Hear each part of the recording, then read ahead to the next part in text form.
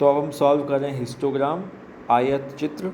अब इसको देखिए हम कैसे सॉल्व करेंगे। आपको क्वेश्चन गिवन क्या होगा, यहाँ पे क्लास, इंटरवल और फ्रीक्वेंसी आपको गिवन होगी। ये वाला कॉलम जो कि क्लास इंटरवल का मिड पॉइंट है, आपको कैसे निकालना है समझिए ध्यान से।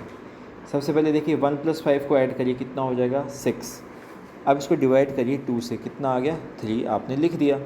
ओके, ऐसे ही नेक्स्ट कॉलम भी आप कर लोगे। चलो एक कॉलम और मैं आपको बता देता हूँ। चलिए 11+5 करिए, 11+15 करिए, कितना हो जाएगा, ये हो जाएगा 26। डिवाइड बाय 2 करिए, कितना आएगा 13 आ गया।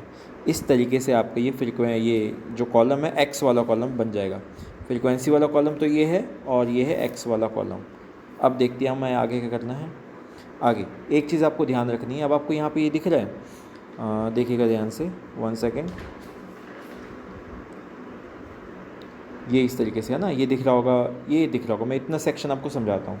ये 1/5 सॉरी 1 5 6 10 11 15 है ना।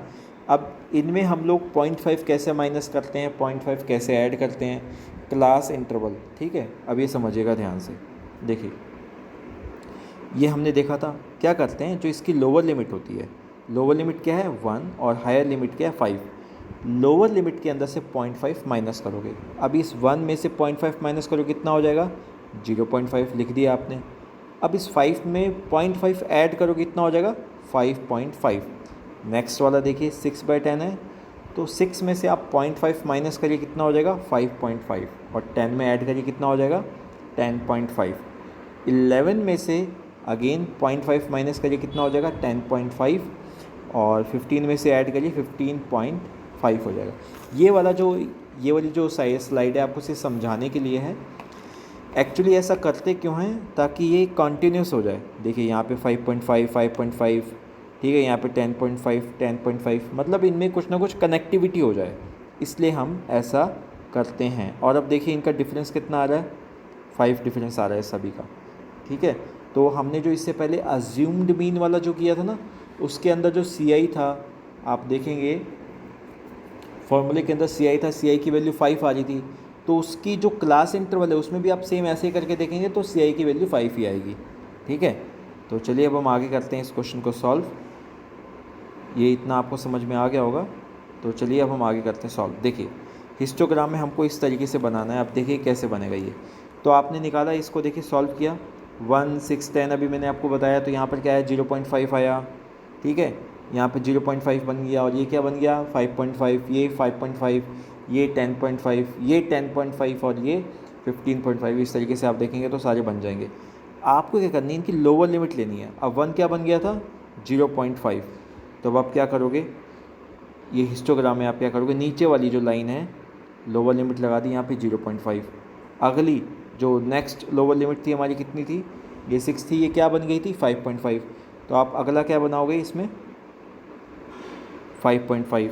अब देखिए थर्ड कॉलम जो है 10.5, ये कहाँ से आया, 11 था, ये क्या बन गया था 10.5, तो आप क्या बना दोगे 10.5। इसी तरीके से 15.5।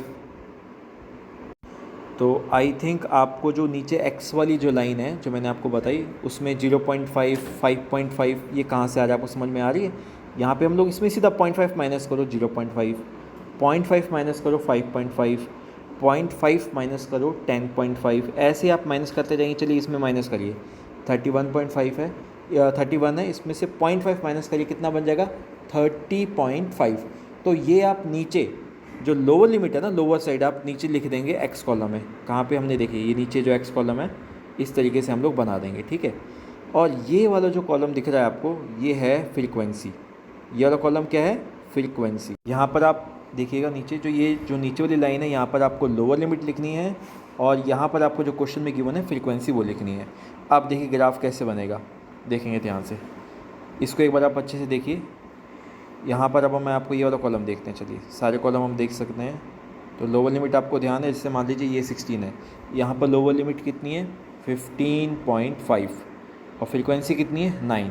तो चलिए अब हम देखते हैं 15.5 पर फ्रीक्वेंसी कितनी है, ये 15.5 फ्रीक्वेंसी कितनी है 9।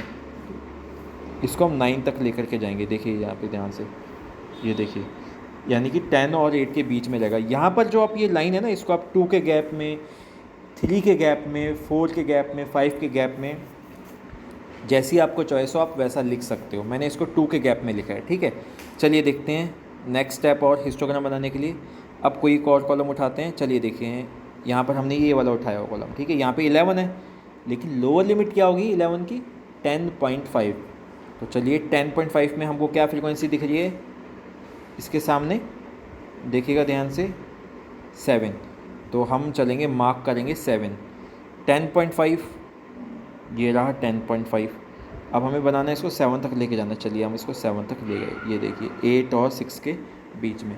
इस तरीके से आपको ये हिस्टोग्राम कंप्लीट करना है। आई होप आपको समझ में आ गया होगा।